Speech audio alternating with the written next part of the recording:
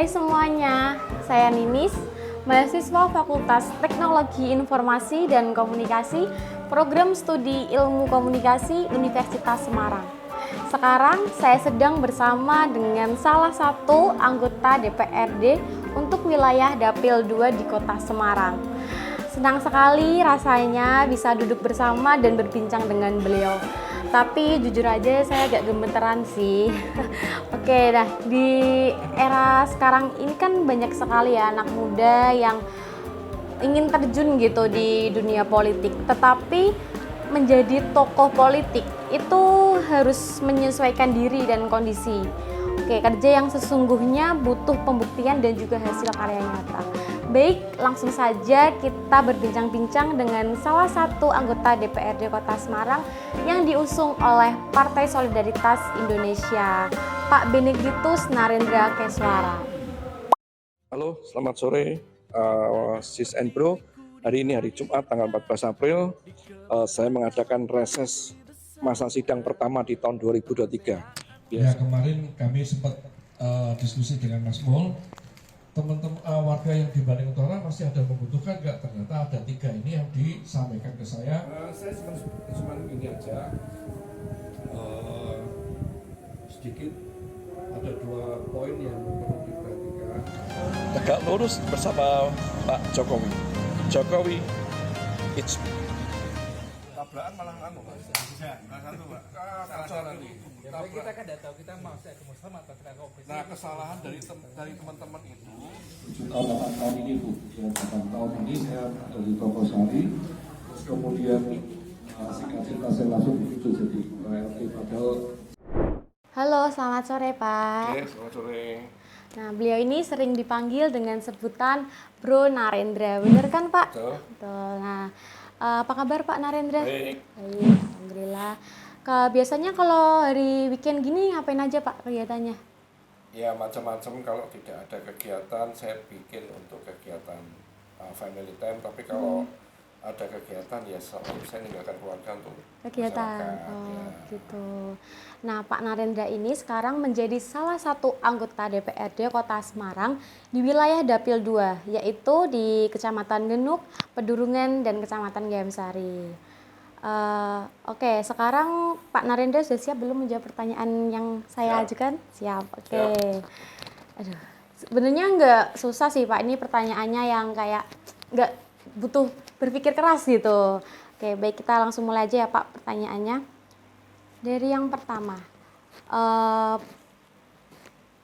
sudah berapa lama sih Pak Narendra ini terjun ke dunia politik?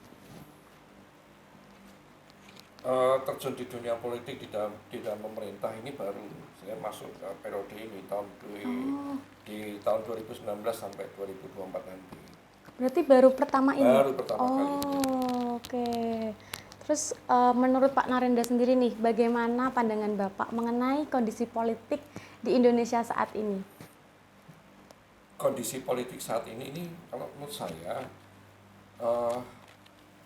bagus ya, bagus, secara demokrasinya bagus, secara di dalam pengelolaan manajemen partai politik juga itu juga sudah bagus. Menurut saya bagus sih, tidak ada masalah. Oke. Bagi Pak Narendra yang baru terjun ini, Bapak berpendapat kalau politik ini sudah bagus? Bagus. Ya, saya baru memahami namanya politik di dalam pemerintah. Berarti sedang belajar juga ya Pak ya? Jadi belum. di dalam pemerintah. Oke. Terus apa sih yang membuat Pak Narendra bisa tertarik gitu bisa masuk ke dunia politik tuh gimana? Bolehlah di-spill dikit-dikit gitu Pak, ceritanya gimana? Saya ini sebenarnya tidak tahu masalah perpolitikan di dalam pemerintah. Saya masuk di dalam politik pemerintahan ini saya diusung oleh Partai Solidaritas Indonesia, PSI. Jadi saya masuk di sana awalnya hanya sekedar untuk beramai-ramai saja, untuk bisa mengikuti konsistenan gitu ya,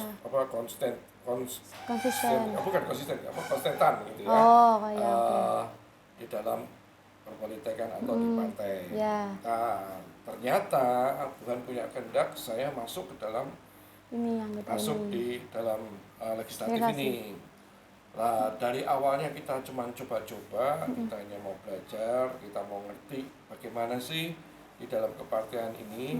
Nah, ternyata saya harus masuk lagi lebih dalam lagi dan saya lebih mendalami lagi bagaimana yang namanya politik di dalam pemerintahan. Berarti nggak sengaja, bisa dibilang nggak sengaja ya? Kayak iseng-iseng gitu kan Pak? Pasti nggak beneran diniatin untuk, oh saya ngambis nih mau ke politik gitu, nggak? Atau memang Tidak sengaja. tidak saya sengaja? masuk, ya. Oh, pure nggak sengaja Ya, berarti? nggak sengaja. Oke. Tapi ada nggak sih Pak tokoh yang menginspirasi Bapak untuk, saya ingin mengabdi nih ke masyarakat, saya ingin jadi salah satu tokoh politik gitu, khususnya di Kota Semarang ini?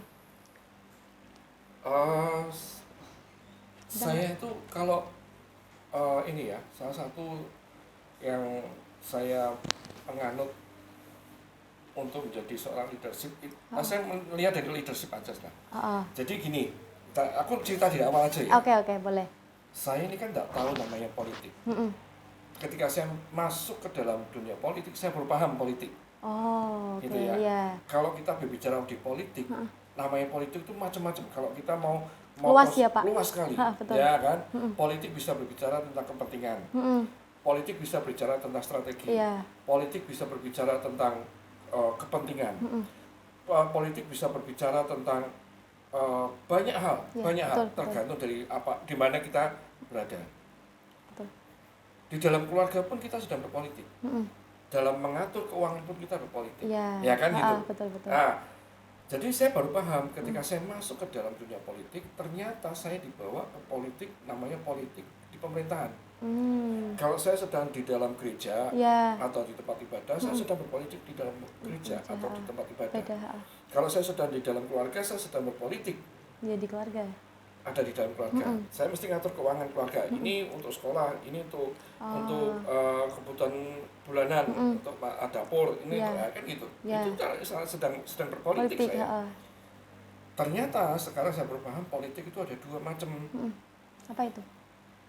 Mau politik yang jahat atau mau politik yang baik. Oh, ya. Tergantung sekarang kita ada di mana. Kalau kita ada di pemerintahan, kita mau mengangkat politik yang baik atau politik yang buruk. Iya, betul. Itu kan. Kalau di dalam keluarga, saya harus mengatur keuangan dengan politik yang baik atau berpolitik yang buruk. Kan gitu. Iya, betul. Nah, makanya dari pertanyaan tadi saya bingung kalau menjawabnya begitu. Saya jelaskan dari awal bagaimana bisa masuk di dalam politik. Politik. Gitu. Dulunya saya anti politik. Sama sekali. Sama sekali. Oh. Dulunya saya anti politik. Nggak mau tahu ada yang politik itu si A, si B, si D, nggak mau tahu. Tetapi ketika saya sudah masuk ke dalam dunia politik ini, terutama di politik pemerintahan, saya baru menangkap. Saya baru tahu, saya menginspirasi soal siapa di situ. Iya. Ternyata saya harus menginspirasi dengan orang-orang yang berpolitik baik.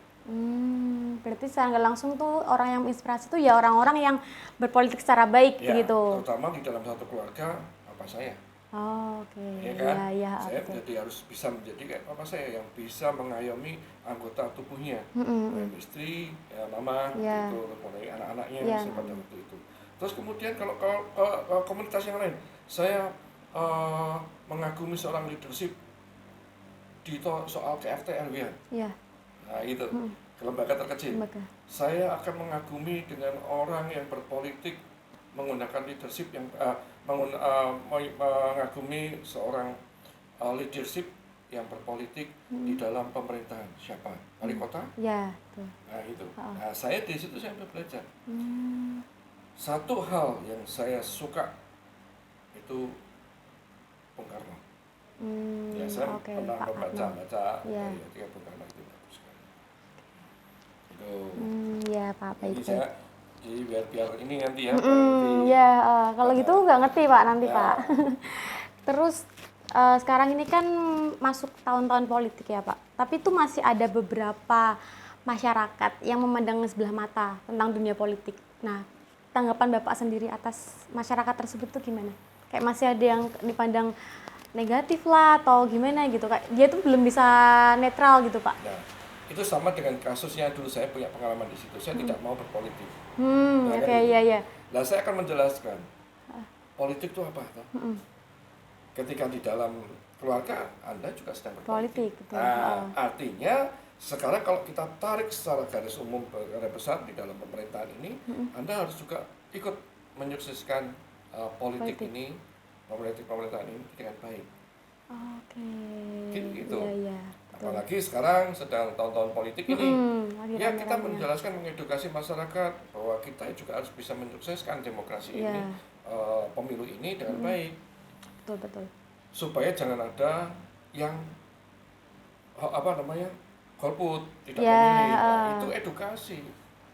Saya dari antara beberapa ini kan gini, kalau Anda ditawarin makan, mau makan di mana? Terus ada 3 pilihan, ada sate, kemudian ada bakso, kemudian ada mie, Iya. ya kan? Mau pilih yang Pilih, mana? masa nggak milih? Nah mungkin masa Ya, nggak milih, betul. nggak boleh golput, ya kan gitu. Iya. Nah ini harus pilihan, Pilih. walaupun di antara 3-tiganya nggak enak, tapi harus milih. Iya, betul.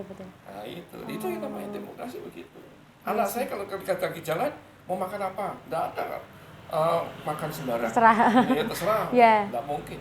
Nah itu Betul, harus betul. diberi edukasi. Iya. Kita harus ada pilihan. Plus minusnya ada. Ya pasti ada risikonya. Iya, Iya. ada plus minusnya. Ha-ha. Tapi kita harus memilih yang dimana lebih banyak benefitnya. Betul. Ya kan gitu loh. Iya. Nah itu yang penting itu. Oke. Terus kalau sekarang kan Pak Narendra berarti udah masuk nih di dunia politik, khususnya jadi anggota DPRD Kota Semarang. Tapi sebenarnya tujuan utama Pak Narendra masuk ke bidang itu, ke DPRD Kota Semarang itu tujuan utamanya apa? Atau mau ingin mengabdi pada masyarakat itu sendiri, Begini. atau ingin gimana? Kebetulan saya itu punya jiwa sosial. Nah, Ya, saya kebetulan punya jiwa sosial. Dan kebetulan sekali ketika saya belum bermasuk di politik, sosialisasi saya itu kan benar-benar ke masyarakat. ya. Ketika saya masuk ini kok klop gitu ya, jadi sesuai frekuensi gitu, satu balance. frekuensi, maka saya akan terus melayani masyarakat. Masyarakat, oke. Lebih luas lagi, otomatis kan kita lebih luas lagi. Berarti memang udah jiwa sosialnya udah tinggi. ya. Oke. Kemudian pencapaian apa sih yang buat Bapak tuh kayak bangga gitu selama masa jabatan ini ya? Kayak bikin Bapak tuh kayak speechless, oh ternyata saya bisa ya ngelakuin ini. Ternyata saya bisa loh buat program ini tuh berjalan dengan lancar gitu. Ada nggak pencapaian apa gitu yang udah Bapak raih selama masa jabatan Kalau langsung? melihat dari masa pencapaian saya masih belum ada ya? pencapaian Oke. yang signifikan. Heeh. Tetapi kembali lagi tentang masalah sosial tadi, Heeh. saya lebih suka ketika orang lain senang.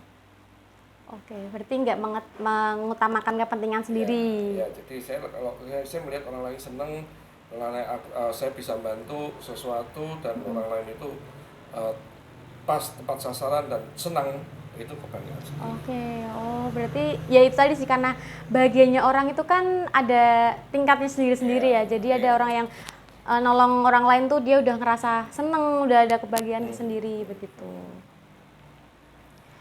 Kemudian kalau saya lihat ini kan Pak Narendra sendiri juga cepet akrab gitu sama masyarakat, yang terutama yang Bapak pimpin ya di Dapil 2 itu. Nah, ada cara tersendiri nggak sih untuk membangun hubungan yang baik gitu dengan masyarakat setempat?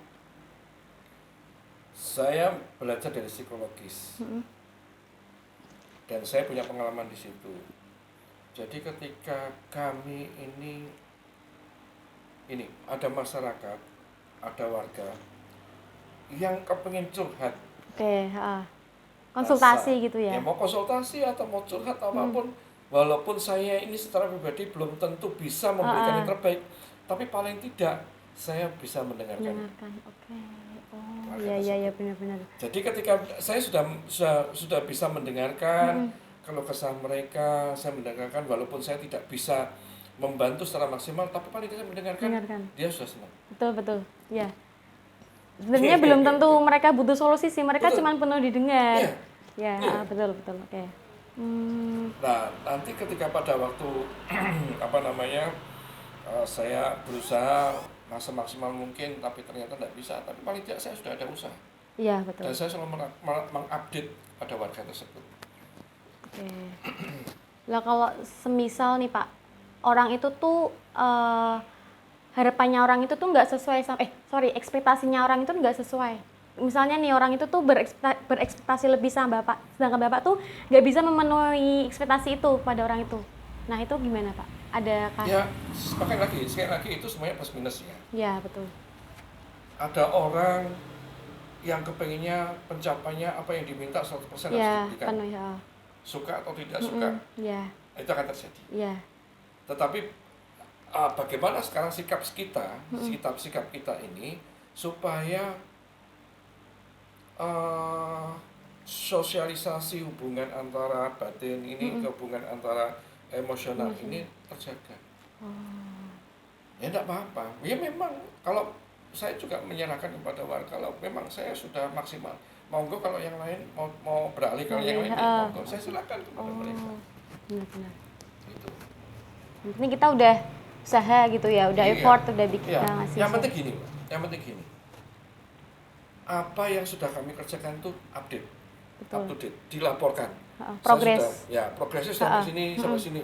Lah kebanyakan mereka sudah tidak serak, mereka sudah nggak percaya lagi karena Nah. tidak ada update. Oh, oke.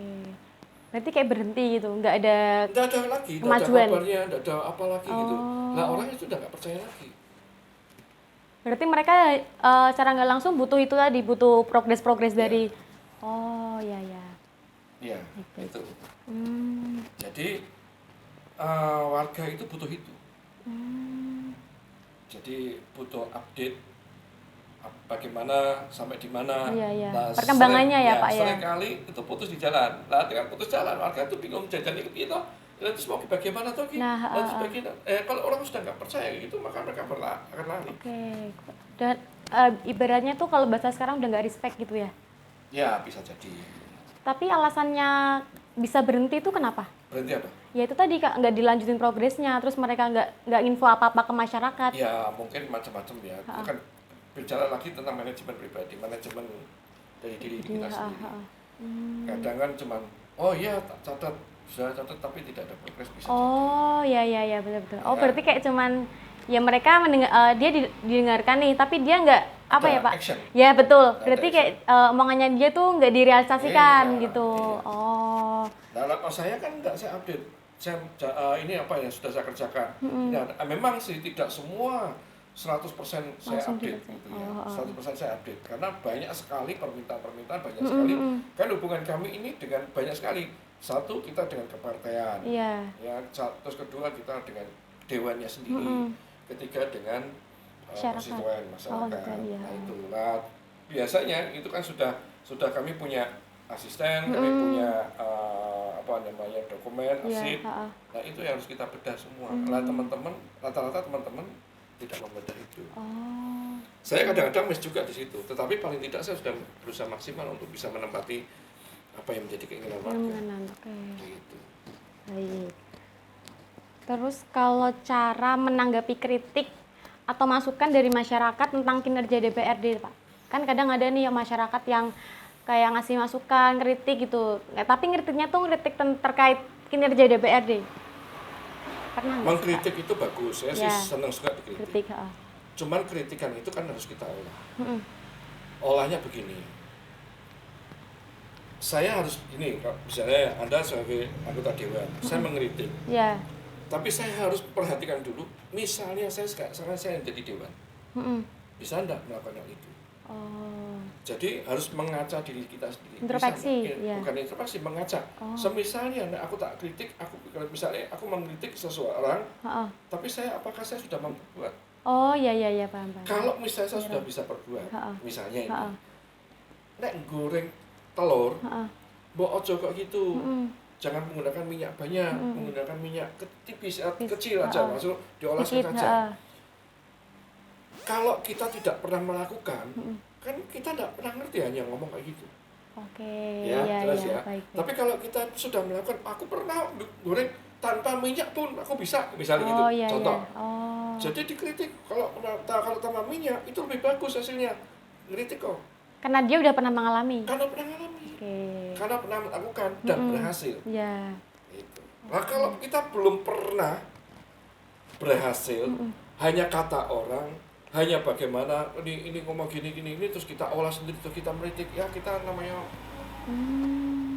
ya konyol ya. Iya sih, iya benar-benar. Kayak dia nggak pernah ngelakuin tapi dia bisa ngomong seperti itu gitu. Nah, artinya kalau mau mengkritik itu kalau kita sudah pernah melakukan dan berhasil di situ. Benar-benar. Oke. Terus nih, ini saya ada beberapa artikel tentang Pak Narendra ya. Yang pertama ini saya dapat berita dari Indowan. Beritanya tentang anggota DPRD Kota Semarang, Benediktus Narendra Keswara hadiri tablik akbar dan santunan anak yatim.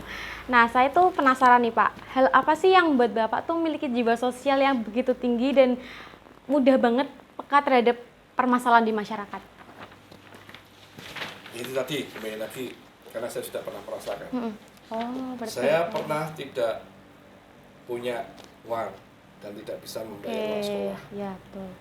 Saya pernah tidak pernah, maksudnya makan sih pernah, maksudnya makan tapi tidak pernah makan yang enak-enak. Oke, seadanya. Ya, saya pernah di dalam kejatuhan finansial. Oke. Ya, semasa kecil kita memang pada waktu kecil kita dulu memang tidak mengenakan betul. Tetapi saya pernah menjadi pengusaha, bukan orang yang sukses di finansial. Terus kemudian jatuh. Nah, di dalam kejatuhan saya itu, saya pernah merasakan hal yang mereka alami. Karena basicnya udah pernah mengalami seperti itu. Gitu, saya nggak bisa mengambil seragam juga pernah. Saya nggak pernah nggak bisa membayar sekolah juga pernah. Saya pernah nggak bisa membayar ujian, tes juga pernah. Saya nggak bisa ngambil rapot juga pernah. Jadi saya pernah mengalami. Jadi kalau saya pernah mengalami, saya pernah merasakan apa yang dia alami. Tapi apa yang harus saya perbuat. Nah, itu. Berarti berdasarkan pengalaman juga ya, karena Pak Narendra pernah ada di posisi itu, jadinya kayak berempati lah pada masyarakat juga gitu. Terus kalau mempersiapkan diri maju ke anggota DPRD itu kadang ada persiapannya kan Pak. Nah itu tuh butuh waktu berapa lama sih untuk mempersiapkan semuanya itu?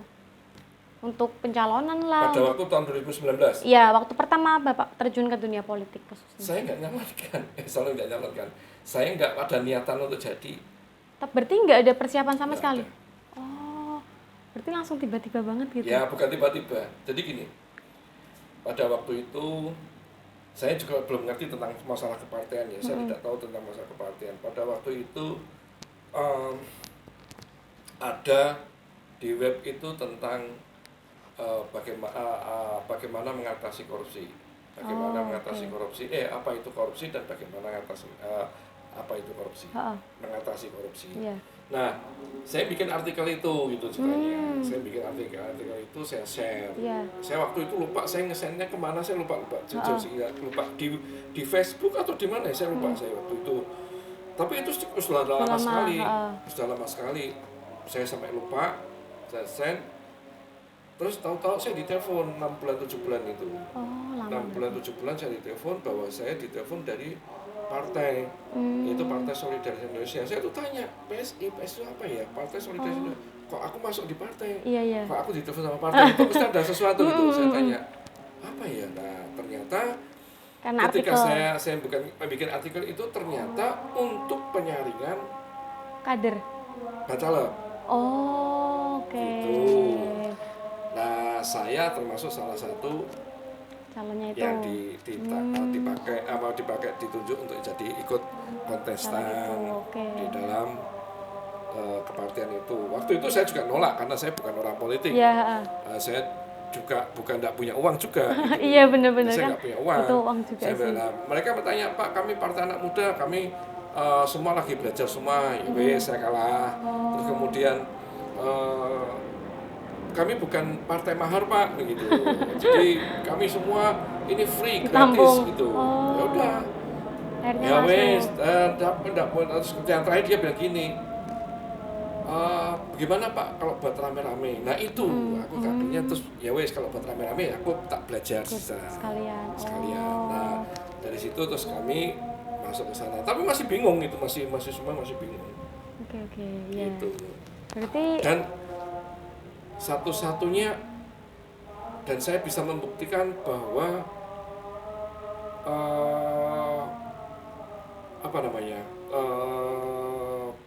politik kita ini begini, saya membuktikan bahwa saya bisa masuk ke dalam parlemen ini tanpa uang. sama sekali Pak. Sama ya pakai uang sama ada. Ya tapi nggak sebesar yang oke. Saya modal saya kampanye cuma 200.000. Oh, kok bisa? Oh, banyak itu di. Nggak nemu saya. Buka aja. Oke. Dan ada satu lagi, kalau saya total, karena saya total ya ada tes kesehatan, ada tes narkoba, ada tes kejiwaan, semua total itu ya kira-kira 1,5 juta lah. Overall itu? Ya, overall. Oke. Tapi untuk kampanye sendiri, aku cuma 200.000, itu pun berupa kartu nama. Boleh dicek, ada banyak. Oke, nanti saya research lagi nih. Ya. Kemudian itu Pak, kegiatan atau semacam tradisi lah yang membuat hubungan antar anggota DPRD itu semakin akrab, ada nggak sih? Kayak misal ada gathering atau kadang ngelakuin perjalanan di luar pekerjaan, kayak pergi-pergi bareng gitu di dalam anggota DPRD khususnya di Partai Solidaritas Indonesia itu sendiri. Kalau di internal kita, ya Kegiatan, ada. Sering. Semacam apa itu? Ya, Maksudnya kegiatan Bintek juga ada, kemudian Dikpol juga ada. itu event internal berarti? Iya, event internal. Itu yang bisa bikin salah satu cara biar bisa antar anggotanya tuh makin dekat, makin akrab gitu. Iya, betul. Berarti secara nggak langsung bangun chemistry-nya itu juga dari situ acara-acara. Betul. Jadi di setiap kepartian pasti ada kayak gitu. Ada pertemuan-pertemuan atau pengakraban, teman-teman untuk saling sharing, diskusi atau fellowship, itu ada semua di situ. Oke. Kalau itu kegiatan favorit yang dilakukan Pak Narendra dalam berinteraksi sama masyarakat, kayak misalnya gotong royong atau bangun apa gitu di sekitar daerah situ, ada nggak? Saya paling seneng ketika saya berkunjung di warga, itu berkunjung yang bersifat santai. Jadi tidak ada kegiatan apapun juga. Oh, berarti kayak ya udah chill aja gitu, kayak ngobrol-ngobrol aja. Jadi saya datang, terus gelar tikar, kemudian ngopi atau ngeteh di situ, sudah ngobrol di situ. Kan banyak itu di situ. Iya, ini saya juga nemu artikelnya kebetulan. Nih. Bahkan di tengah jalan, ditutup di tengah jalan itu ada semua. Saya lebih suka gitu. Ini berarti sebenarnya nggak ada acara-acara resmi atau gimana? Nggak ada. Ya ada resmi, saya diundang ada. Cuman saya lebih suka yang santai gitu. Santai. Jadi ada warga kepingin ngerti, ini Bro Naren gitu ya. Bro Naren panggil, ya kita diundang ke sana, tapi kita nyantai. Gitu. Bener-bener chill banget. Iya, jadi diskusi santai, tapi itu mengena. Iya. Saya juga kaget sih kok, maksudnya bisa dibilang kan kalau anggota DPRD itu kan sibuk ya Pak, maksudnya kok ada yang bisa sesering itu ngobrol bareng-bareng sama masyarakat tempat, bisa sharing-sharing, apalagi ini kan waktunya malam ya, mungkin karena kebanyakan waktu luangnya di malam hari kan, tapi pasti adalah waktu sibuk-sibuknya anggota DPRD gitu. Sibuk-sibuknya anggota Dewan itu kan ketika mau kampanye saja. Oh, tapi kalau waktu di luar kampanye? Iya, semua kan tergantung dari kita. Sibuk tuh gini loh, sibuk itu ketika panjenengan ngasih waktu, saya nggak bisa. Oke. Terus ngasih waktu lagi nggak bisa. Sibuk. Karena kita berkebenturan dengan kegiatan Dewan atau dengan kebenturan dengan kegiatan partai. Belum konstituen tadi yang aku bilang tadi. Jadi belum punya lagi, nanti kalau punya kegiatan, misalnya punya organisasi ormas ya, atau mungkin kalau saya lebih aktif di gereja, nah itu juga benturan-benturan gitu kan. Nah itu tidak klop, maka dikatakan sibuk. Sebenarnya dari diri sendiri itu yang bisa menentukan tanggal sekian, bisa ketemu. Gitu. Iya. Berarti definisi sibuk itu karena nggak bisa pas itu Nggak tadi bisa jadwalnya. Oh. Nggak klop, waktunya nggak klop. Tapi berarti ini sering kali klop ya waktunya. Soalnya Bapak kan sering banget nih datang ke undang-undangan masyarakat kayak Saya gini. punya jadwal pribadi di tempat ini. Oh. Ya, saya Udah ada ini schedule-nya sudah gitu? ada. Oke. Jadi dan schedule ini itu online ke publik. Oh, Jadi oh bisa jadi lihat. bisa di research juga gitu. Ya. Ini bisa dilihat dan bisa dinilai. Yang kosong-kosong ini kan bisa. Bisa. ketemu. Oh. Lah kalau tiba-tiba Pak, misal dadakan gitu. Ya, memang mohon maaf kalau gitu yang namanya dadakan kan belum terjadwal. Iya, betul. Ya, mohon dimaafkan. Tapi kan bisa di reschedule. Tapi dadakan itu kan artinya bukan dadakan hari ini harus berjalan. Terus misalnya besok ada kegiatan sudah terjadwal. Hari Iya. ini kita harus ke Jakarta ketemu ketum misalnya Iya. gitu. Kan saya bisa kontak beliau. Oke. Tolong diundur ya, ada kegiatan ini bisa. Iya, iya, iya. Oke. Itu. Kemudian ini, kan zaman sekarang tuh banyak anak-anak muda yang terjun ke dunia politik ya Pak. Apalagi tadi kan di Partai Solidaritas Indonesia sendiri itu kan juga dia mungkin masih ada beberapa anak-anak muda yang jadi kader di partai tersebut gitu. Nah, tips dan saran untuk anak-anak muda yang ingin terjun ke dunia politik itu seperti apa? Ada nggak tipsnya atau saran-sarannya deh? Begini, Harus ya gimana-gimana? kita memang harus memberikan edukasi. Sekali lagi saya bilang edukasi supaya anak-anak muda ini supaya tidak takut Oke. tentang berpolitik. Makanya saya tadi menjelaskan apa sih artinya politik itu. Jadi politik itu ternyata itu tadi secara majemuknya kan banyak Wah, banget betul. tergantung posisi kita ada di mana gitu kan gitu. Iya. Nah saya yang saat ini apalagi Partai Solidaritas Indonesia ini anak-anak muda semua. Betul. Saya selalu tanya kenapa kok tertarik sama Iya, sama PSI? PSI. Karena saya melihat anak-anak muda. Memang kita slogan kita memang anak-anak muda. Partainya anak muda. Iya. Jadi ketika pada waktu orang tertarik, anak-anak muda tertarik ikut berpartai di dalam partai anak muda ini, maka kami akan mengedukasi di situ. Oh, oke. Sekarang panjenengan beli handphone. Yang tertarik kan mereknya dulu. Iya. Iya kan? Iya. Mereknya apa sih? Mereknya apa atau oh iya Nokia misalnya atau apa sih merek si A misalnya. Tapi kan nggak tahu produk-produknya. Iya. Maksudnya speknya apa? Speknya gimana? Nah, sama juga. Oh. Berarti dia hanya tahu covernya aja tapi dia nggak tahu dalamnya gitu. Iya. Oke. Karena dia suka karena oh PSI Partai Anak Muda misalnya gitu. Ya oke, Partai Anak Muda. Nah, kalau dijelasin ini loh konsepnya, gini loh. Kalau di PSI itu Iya, kayaknya anti korupsi. Seneng nggak dengan korupsi? Jelasin. Iya, oke. Oh, gitu. Kemudian kalau tips bagi waktu nih antara keluarga, partai, sama masyarakat. Ya itu tadi. Yang penting manajemen waktu kita ini harus ditata baik. Saya ada waktu-waktu tertentu yang tidak bisa diganggu memang. Saya harus ke keluarga, Iya. saya harus kalau saya di gereja saya harus Ke gereja. luangkan waktu gereja. Berarti emang udah ada Ya, yang ini tadi. buku-bukunya sendiri-sendiri ya. Kan sudah ada jadwalnya masing-masing dan saya harus bisa gitu. Ini kan kegiatan dewan, belum kegiatan partai, belum ada kegiatan. Aku punya satu lagi yang agenda besar yang untuk khusus saya pribadi. Oke. Ini Kalau berarti ini di-share dipublish. juga, dipublikasikan. Ini publish. Ini online ini. Jadi masyarakat tahu kegiatan kami.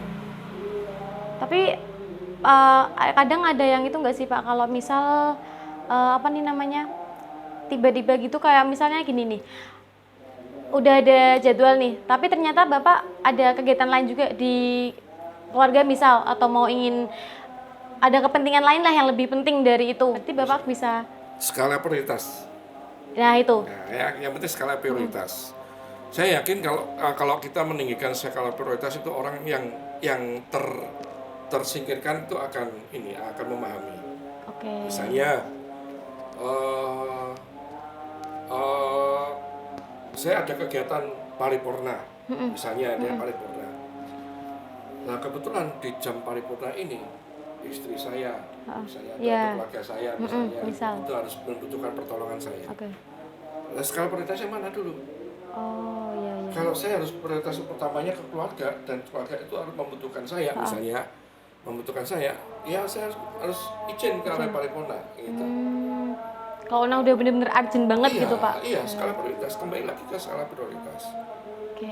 Nah, kalau ke sesama warga misalnya, kalau ke sesama warga, kemudian warga ada yang meninggal misalnya, dan saya kebetulan yang dibutuhkan, ya mau nggak mau kan saya harus menyelesaikan dulu. Iya, betul. Ya kan gitu. Ya semuanya tergantung prioritas sih sebenarnya.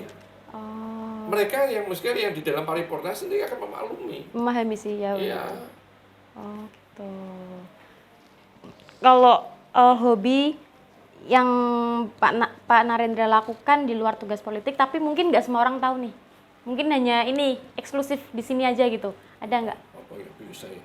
Mungkin olahraga atau mungkin muncak gitu ke gunung atau Dulu alam. saya semasa masih muda, saya senang rock climbing. Semasa muda saya senang sepeda motor. Oh, gitu. Lain lagi senang dengan mobil. Gitu. Tapi Modifikasi gitu. Sekarang ya semua aku suka. Semuanya suka. Nggak ada yang nggak suka semua. Asal enjoy gitu aja. Berarti nggak ada yang Nggak ada, spesifikasinya nggak ada, harus. nggak ada. Berarti nggak ada yang rutin jadwal nih, misal hari ini aku harus nge-gym misal, atau aku hari ini harus fitness Nggak itu ada. nggak ada. Oh, berarti ya udah jalan aja gitu. Jalan aja. Oke. Kemudian ini Pak, pengalaman yang paling berkesan menurut Bapak selama bertugas menjadi anggota DPRD. Ada nggak? Yang benar-benar memorable banget gitu. Udah ada belum? Apa ya? Saya melakukan semuanya untuk berkesan semua. Yang kayak bener-bener sampai teringat sampai sekarang, yang harus butuh perjuangan, harus struggle-nya tuh harus Bapak hadapi, fase-fasenya tuh sulit gitu, tapi Bapak berhasil tuh mencapai itu gitu. Apa ya? Semuanya kalau saya anggap Semua. saya anggap apa yang saya lakukan ini, saya dengan kacamata saya, apa yang saya lakukan, teman-teman saya atau warga itu puas itu aja gitu. Oh. Dan saya cuma ya senang. Ya pokoknya kalau mereka senang Bapak Ya juga udah senang. gitu aja. Oh, Saya nggak oke. punya apa ya? Terkhusus itu spesial nggak punya saya. Nggak ada ya. Nggak ada. Oh, nggak ada wishlistnya gitu? Nggak ada. Oke. Yang penting yang saya senang itu saya bisa melakukan yang terbaik dan saya bisa berdampak pada masyarakat. Sudah itu toh. Ya karena itu tadi geososialnya udah tinggi, Iya. jadi yang diprioritasin ya Iya. yang bisa. Yang penting saya bisa berdampak yang terbaik untuk masyarakat. Kalau itu cara Bapak melibatkan masyarakat dalam upaya kemanusiaan seperti kegiatan sosial, khususnya di daerah yang Bapak pimpin ini di Dapil 2. Yang enggak? Apa ya? Kayak caranya tuh gimana sih untuk ngajak masyarakat untuk ayo ikut ini gitu. Untuk berkontribusi. Gini loh. Banyak orang itu nuntut-nuntut. Oke. Oh, itu termasuknya nuntut ya, Pak. Itu kan misalkan mengajak gitu loh, Pak. Atau Selama kita ini menuntut, tidak akan pernah bisa itu berhasil.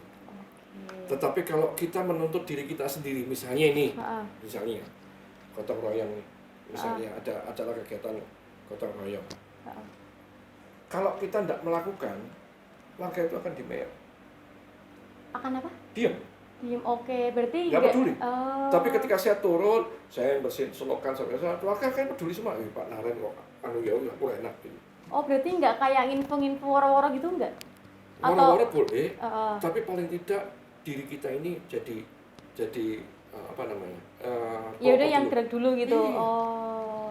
Nggak bisa orang sekarang tuntut-tuntut. Kamu ya harus berhenti merokok. Nggak mungkin bisa. Iya sih, bener. Kamu harus ini ya begini. Nggak mungkin bisa sekarang ini. Ya karena kesadaran diri Karena sendiri. kita dulu.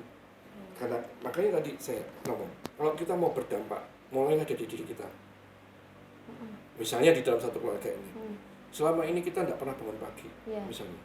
Nyuruh-nyuruh anak kita, nyuruh-nyuruh adik kita atau nyuruh kakak kita bangun pagi, sedangkan kita Nggak melakukan. Heeh. Terus kira-kira yang jadi kakaknya, yang jadi adiknya, ya kamu aja nggak pernah bangun pagi kok kamu nyuruh-nyuruh, nah, gitu Iya kan? sih, benar-benar. Ya kan gitu Iya, tuh. betul. Nah itu yang terjadi. Oke. Nah saya nggak pernah gitu. Jadi saya cuma kalau misalnya kalau ada bapak ngobrol apa masalah tentang masalah ini apa tentang permasalahan warga misalnya, rata-rata permasalahan warga di tempat ini adalah banjir, terus selokan, nah ini ya kita coba dorong untuk lebih peduli dengan kebersihan diri kita sendiri, rumah kita sendiri, kan itu tuh. Iya, sih di sini kan masalahnya paling itu ya banjir Iya. gitu. Oke. Iya. Terus kalau kontribusi Bapak sendiri terkait tingkat pendidikan di wilayah Dapil 2. Ada nggak sih mungkin ada warga yang kurang mampu untuk menyekolahkan anaknya? Nah, gini ya. Jadi dewan itu ada plus minusnya juga. Jadi dewan itu masyarakat tuh menganggap dewan itu superhero. Oke, Gitu. Semuanya dia bisa Bisa, semua. Tentu belum bisa juga. Ya sekali lagi bahwa kita lebih baik mendengarkan Ya. dan kita mengerti isi hatinya supaya unek-uneknya bisa dikeluarkan kan gitu.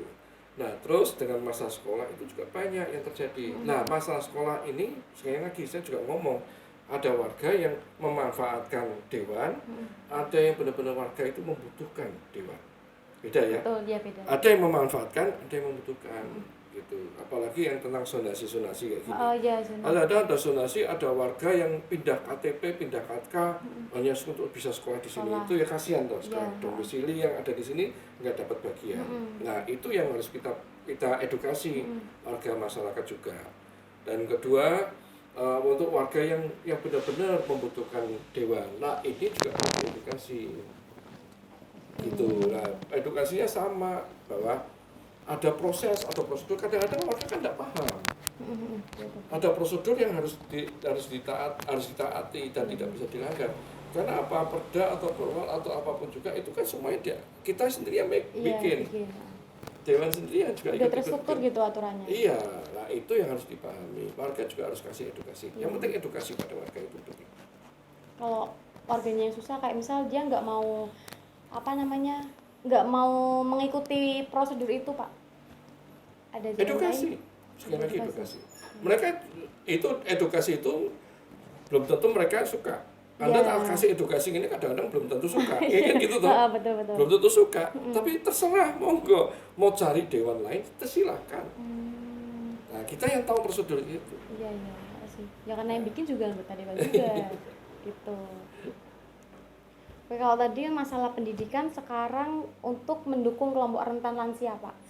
Kayak penyandang disabilitas gitu di daerah sini. Ada nggak kontribusi Bapak itu seperti apa? Kalau boleh tahu. Sama juga. Itu tadi. Sama juga. Kadang-kadang warga karena ketidaktahuan warga. Itu saja. Iya karena perlu diedukasi. Edukasi supaya ngerti juga bahwa nanti misalnya di pendidikan difabel itu ada lembaga-lembaga yang mengampu. Ada misalnya ada bantuan-bantuan juga yang diberikan. Nah, karena warga nggak ngerti misalnya. Betul. Memang edukasi sebenarnya. Kalau misal ada acara posyandu lansia gitu di sini juga ada kan? Ada. Sama. Dan mereka mesti ada banyak kebutuhan yang kita dengarkan saja. Ya memang kita harus mendengarkan dan kita kalau bisa ya diproses, kalau tidak bisa ya gimana, kita harus bisa yang menjadi harapan lansia atau posyandu atau apapun juga itu bisa tercapai. Kalau misal nggak bisa itu cara ngomongnya gimana sih Pak biar masyarakat itu tuh bisa menerima gitu? Ya karena ada beberapa regulasi yang tidak bisa kita gunakan. Nah gitu. Ya jelas kan kita bukakan kayak kita demo gitu. Bukan demo, demonstrasi demonstrasi. Apa ya? Simulasi itu. Ini loh ada begini ini yang jadi masalah. Sosialisasi. Ya, ini begini yang masalah. Nah, kalau mau ya nanti kita akan bawa ke dalam rapat misalnya dari inisiatif komisi untuk dibuatkan pansus untuk bisa merubah perda ini. Nah, itu kan bisa. Perda atau perwal yang ada. Nah, gitu. Iya sih. Berarti secara nggak langsung tuh Bapak juga memprioritaskan masyarakat ya? Maksudnya kayak seberapa prioritas Bapak terhadap harapan masyarakat gitu? Dewan itu DPR itu kan namanya Dewan Perwakilan Rakyat. Jadi mau nggak mau rakyat itu yang harus diperhatikan. Iya. Jadi nggak mungkin bisa. Karena jadi itu udah salah satu. Iya. Iya sih. Kita tidak memungkiri kalau kita juga punya kepentingan pribadi, betul. Iya betul. Tetapi kembali lagi bahwa dibentuknya lembaga Dewan Perwakilan Rakyat itu tupoksinya apa? Karena ada di situ salah satu tupoksi itu ada aspirasi masyarakat. Ya kita gunakan itu. Iya sih, betul. Memang tujuannya dibentuk DPR ya karena untuk mendengarkan keluhan-keluhan masyarakat ya. Iya. Jadi nanti kalau kita ke lapangan, ke warga, tahu kebutuhan ini nanti kita bawa dirapatkan di komisi, nanti di fraksi atau di fraksi kemudian bawa ke komisi, komisi bisa dibawa ke paripurna. Nanti dari paripurna bisa dibikinkan pansus untuk kasus ini misalnya apa gitu, terus kemudian lagi kalau sudah didok sahkan kita bisa kenakan. Nah itu biasanya prosesnya itu berapa lama ya Pak? Lama. Tergantung masalahnya. Iya, tergantung masalahnya. Sekarang kayak misalnya kemarin SOTK tentang masalah Brida itu cuma membahas cuma 2 pasal, cepat 2 pasal ya 2 bulan aja selesai, 2 bulan 3 bulan selesai. Paling cepat itu 2 bulan atau masih bisa lebih cepat Ya lagi? tergantung dari ini pembahasan. Kemarin saya bahas sampai 220 itu setahun 2 tahun belum selesai. Oh, oke. Itu bahas apa itu ya? Ya macam-macam pasal per pasal itu kan harus dibahas. Tentang Tapi ada masalah peredaran minuman beralkohol, terus masalah restribusi, Ya, itu kan pasalnya tergantung. banyak sih. Nah, iya. Iya. Terus masalah kos-kosan, kan banyak kan warga masyarakat itu kan kita ngerti itu. Iya. Terus masalah reklame, banyak yang banyak sekali. Kompleks banget ya Pak sebenarnya. Nah, saya ada satu artikel lagi nih. Ini dari akun Twitternya DPP PSI. Ini sebenarnya video ya teman-teman, nanti bisa dicantumin cuplikan videonya. Saya Benedictus Narendra Keswara, anggota DPRD dari Partai PSI Kota Semarang, menyumbangkan gaji saya untuk membantu rakyat dalam menghadapi wabah corona. Karena kita ada untuk rakyat. Nah, di dalam artikel ini tuh Bapak mengatakan ingin menyumbangkan gaji Bapak untuk melawan COVID-19. Nah, saya tuh juga penasaran nih teman-teman, kok mesti motivasi terbesar apa sih yang bisa bikin Bapak tuh mengeluarkan seperti ini? Jadi itu program nasional. Oke. Ya, DPR PSI Pusat itu punya program ingin membantu pemerintah pada waktu itu awal-awalnya apa sih yang perlu dibantu pemerintah. Salah satunya itu tadi waktu itu kan kita sedang ke masalah tentang masalah UMKM karena UMKM-nya hancur karena tidak boleh jualan, tidak boleh ini, terus masalah masker karena waktu itu keterbatasnya masker, terus oksigen macam-macam. Nah, kami dari teman-teman semua ALEG anggota legislatif yang dari PSI ini sepakat, ayo kita sumbangkan gajinya ya untuk program itu gitu. Oke, berarti ini maksudnya emang dari program PSI-nya itu sendiri. Ya, kita semua itu sama-sama, bukan saya tok itu. Kok maksudnya artikelnya kok menarik gitu teman-teman. Pak, saya bisa nemu artikel ini ya, makanya saya ulas dengan Pak Narendra gitu. Dan itu luar biasa itu sampai kita pas kasus itu kan banyak Pak, kita waktu itu kan mendengarkan banyak sekali UMKM kan mengeluh tidak ada pemasukan. Kita punya program 1 juta rice box. Nah, 1 juta rice box itu kita beli. Jadi kita beli ke UMKM, kita bagikan kepada yang tidak mampu. Kita ke masyarakat turun ke Indonesia. Nah, itu luar biasa itu. 1 juta iya sih, rice box. keren Pak. Ini berjalan berapa lama programnya? Apakah sekarang masih ada? Karena ini kan waktu COVID ya? Ya, itu pada waktu. Berarti ini 2 tahunan? Awal-awalnya COVID. Oke. Selama COVID itu ini berarti programnya berjalan terus? Ya, terus. Terus semenjak COVID terus udah nggak jalan lagi programnya. Kalau itu Pak, support system dari keluarga Bapak terhadap ini kayak Bapak kan ya itu tadi mungkin jarang di rumah, terus sibuk dengan partai, mungkin dengan dewan, bisa juga dengan masyarakat. Seberapa support system dari keluarga? Atau mereka malah nge-support banget atau yang Bapak kok jarang di rumah? Puji Tuhan selama ini keluarga saya mensupport. Semuanya? Semua mensupport istri dan ketika anak saya mensupport. Saya malah lebih suka lagi ketika pada waktu kalau sudah saya menyimpang. Kalau saya sudah menyimpang, saya sudah mulai cari duit di dewan, terus kemudian mulai menyimpang apa yang menjadi motivasi yang pertama kali saya masuk di dewan itu mereka tegur. Oh, maksudnya nggak sesuai sama tujuan utamanya nih Ya, gitu. tujuan pertamanya kan kita motivasi hanya untuk melayani, Betul. ya kan, melayani masyarakat. Itu pelayanan lah intinya Yeah. gitu ya. Saya tidak mau waktu itu memang ya udah karena kita ini cuma modal 200.000 aja sudah jadi dewan ya kita fokus saja untuk melayani, bukan nyari pengganti, bukan nyari duit untuk pengganti gitu kan. Saya itu ketika saya sudah mulai miring gitu ya, sudah mulai menyimpang ke sana, saya sudah tegur sama anak saya, sama istri saya.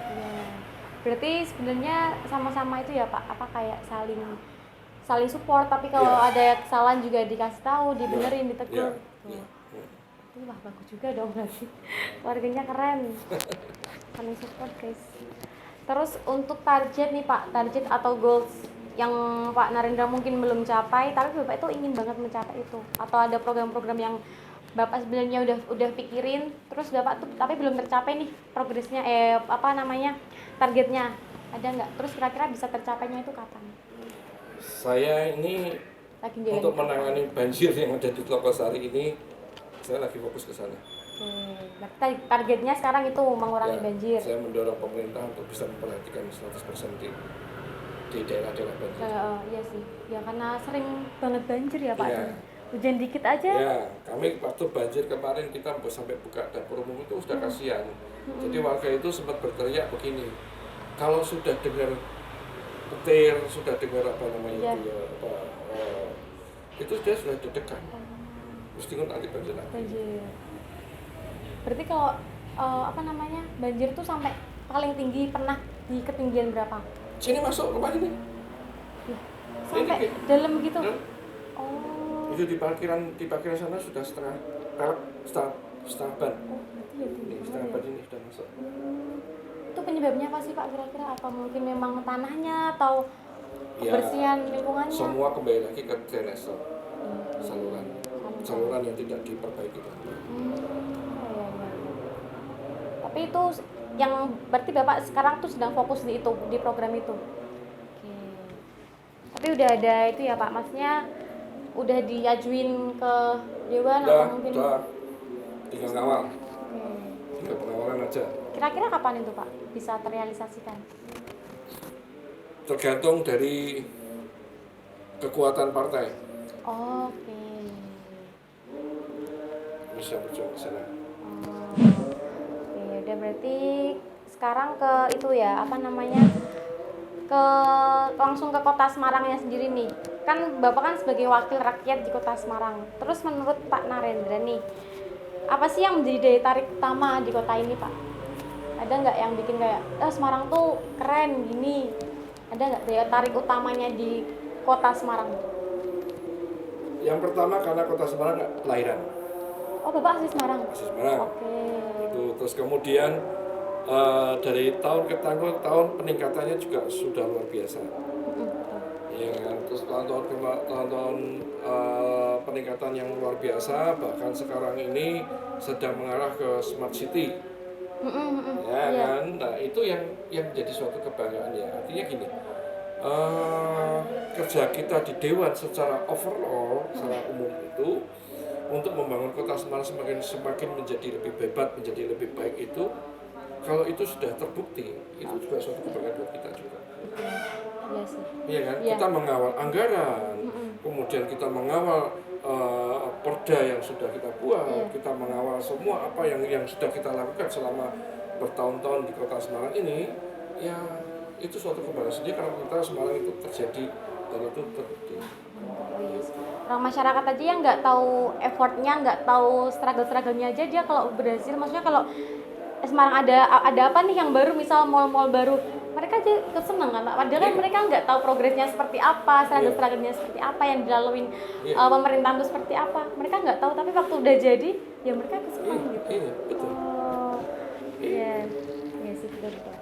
Kemudian kalau pandangan Bapak terhadap revitalisasi kawasan bersejarah atau wisata di Kota Semarang, kemudian apa upaya yang dapat dilakukan untuk melestarikan warisan budaya Pak? Seperti Semarang kan banyak sekali sebenarnya tempat-tempat wisata yang bisa dibilang udah mungkin sudah tidak berjalan dengan baik begitu, kayak seperti yang di Lawang Sewu mungkin masih bisa berjalan, Kota Lama itu masih bisa berjalan, tapi kayak yang di TBRS terus di Mairakoco itu kan sudah apa ya Pak, daya tariknya itu kurang gitu. Kemudian ada nggak sih kayak upaya yang dilakukan untuk melestarikan wisata-wisata yang kurang? Jadi kalau kita lihat warga, bukan warga ya, tetapi masyarakat Kota Semarang khususnya itu kan bukan tipe-tipe untuk bisa mengetahui sejarah. Makanya kan lihat Kota Lama disuguhi dengan macam-macam kegiatan kuliner, kegiatan apa dibandingkan dengan Kota Lawang Sewu juga berbeda. Iya, betul. Nah, artinya ada beberapa konsep yang harus kita perhatikan untuk bisa menarik visitor-visitor itu, menarik pengunjung. Itu yang harus kita perhatikan. Nah, itu yang akan mendulang dan akan mendapat pemasukan daerah yang lebih tinggi. Iya, padahal dulu kan Semarang kan kayak terkenal banget di Mairakoco, dulu juga sering dibuat tempat syuting film-film, terus kan ya sekarang mungkin masih ada beberapa film yang memakai Kota Semarang untuk jadikan tempat syuting itu tadi, kayak di Lawang Sewu kan sekarang banyak ya Pak, film-film yang syutingnya tuh di situ gitu. Tapi secara wisatanya tuh mereka udah sepi gitu. Apa mungkin dari dampak Covid juga? Ya, bisa jadi dari dampak Covid juga bisa jadi, karena kejenuhan juga bisa jadi. Kan harus inovatif. Karena itu kan sekarang psikologi manusia itu kan harus betul ada inovatif. Ada perbaruan lah. Iya, pastilah. Ya, nah, apalagi kan sekarang banyak tempat-tempat baru ya. Ya, tugasnya Pemkot untuk bisa mengatur itu kan kami tugasnya kan hanya mengucurkan dana. Anggaran, kan gitu. Jadi harus di tugasnya Pemkot bagaimana untuk bisa mendorong eksekutif untuk itu. Tapi kalau Bapak lihat sendiri itu tempat wisata di Semarang sekarang seperti apa? Kalau dilihat dari tahun-tahun kemarin bagus sekarang. Berarti ada kemajuan. Iya, ada kemajuan pasti. Tapi kan nggak semua tempat wisata ramai ya sekarang. Ya, kan makanya itu tadi tergantung dari kebutuhan dari manusianya, kebutuhan dari warganya, kan pengunjungnya juga kan betul gitu. Iya, betul.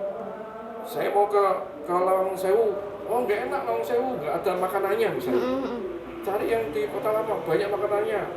Terus asik, gak gitu toh? Iya benar sih tujuannya mereka dulu ya berarti ya. Tujuannya apa? Iya.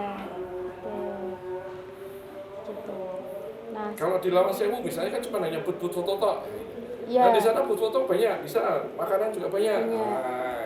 Mungkin kalau di Kota Lama banyak makanan, tapi kan di situ tidak ada kayak apa ya Pak, edukasi gitu. Kan plus minus makanya. Iya sih. Nah, tergantung kebutuhannya. Iya, balik lagi sih. Ya, kembali lagi kayak gitu. Nah, ini udah sampai di pertanyaan terakhir ya teman-teman.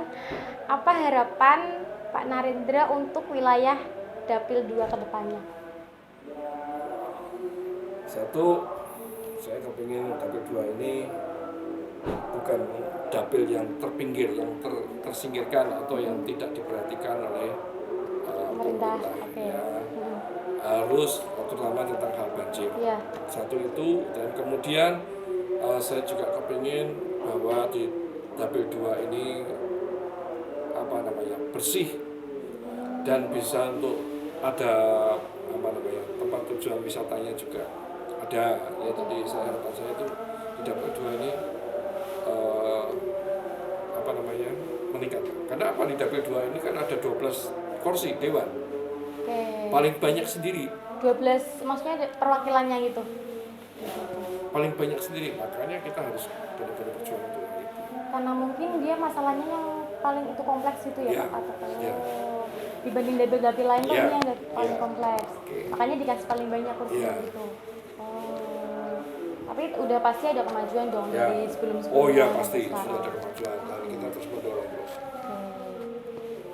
Baik, itu tadi teman-teman bincang-bincang kita dengan Pak Narendra. Ya, sangat seru ya teman-teman obrolan kali ini.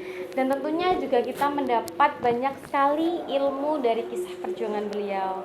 Terima kasih banyak Pak Narendra atas waktu berharga Bapak hari ini dan kesediaan Bapak untuk berbicara dengan saya.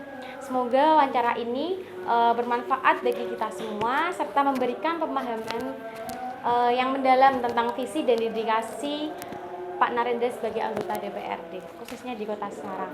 Teruslah menjadi suara yang memperjuangkan kepentingan masyarakat dan semoga masa depan Kota Semarang menjadi lebih baik. Sekali lagi saya ucapkan terima kasih banyak Pak Narendra, semoga sukses selalu dalam setiap langkah perjuangan Bapak.